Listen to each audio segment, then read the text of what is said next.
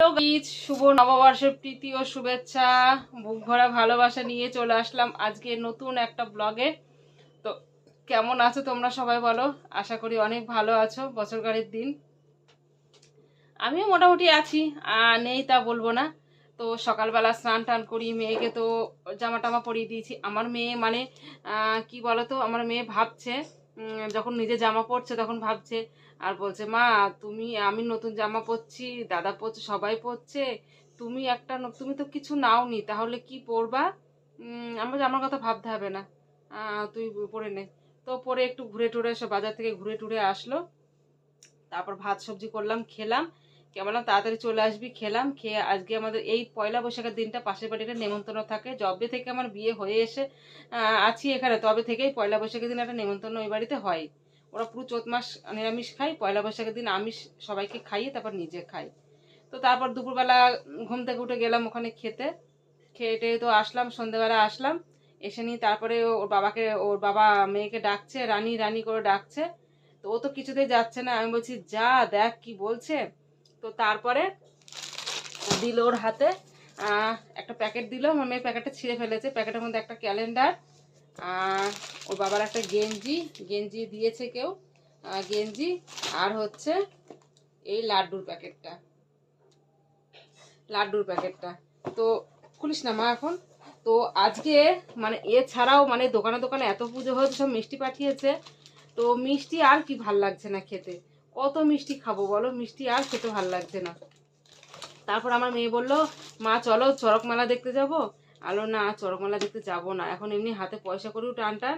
আর তারপর যদু বা মানে কম বেশি আছে, ওই কম টাকা নিয়ে মেলায় যাব। আর সেইখানে গিয়ে ও বায়না করবে। তো যতই আমি বাড়ি থেকে বলি না কেন, দেখ আমার কাছে কম টাকা আছে, গিয়ে শুধু খাওয়াবো, খেলনা মেলা কিনে দিতে পারবো না। ও প্রথমে বলবে হ্যাঁ, তারপর ওখানে গিয়ে আবার সে যা তাই করবে। তো সেই জন্য আমি ভেবে রেখেছি যে না, তাহলে যাবোই না, একেবারেই যাব না। তো সেই জন্য আর গেলাম না।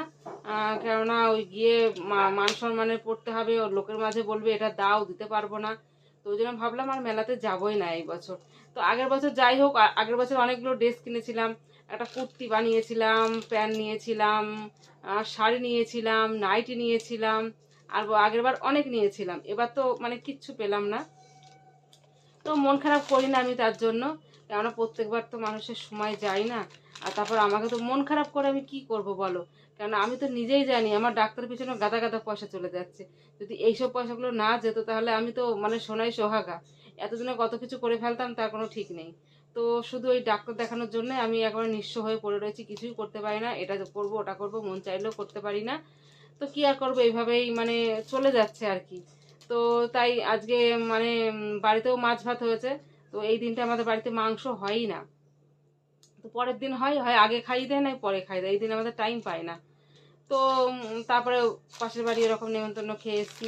তার মধ্যে আমার মেয়ে বায়না করছে যে মেলা দেখতে যাবে। আমি বললাম যে না, যাব না।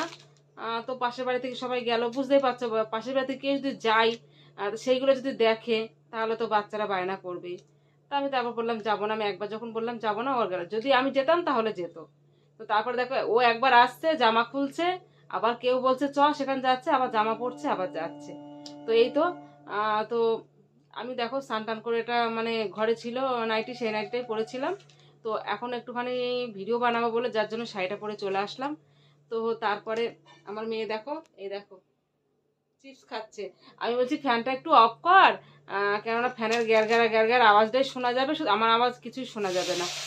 তো তারপরে বলাতে আমি ফ্যানটা অফ করে দিয়েছি, তাই ওর মনটা ভার, গরম লাগছে। তো যাই হোক, সবাই ভালো থেকো আর সুস্থ থেকো। আজকের ব্লগ এইটুকুই। Tata, bye bye.